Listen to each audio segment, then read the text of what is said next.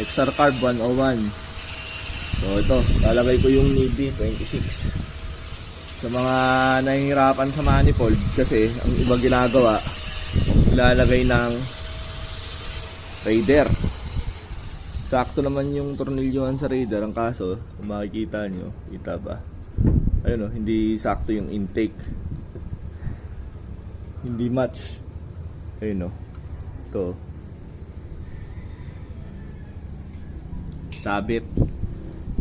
Kailangan maging malikot lang kasi isip nyo.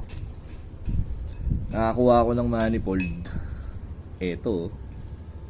Saktong sakto yung butas. Ayan o. Focus pa natin. O, ayan o. Saktong sakto. Walang sablay.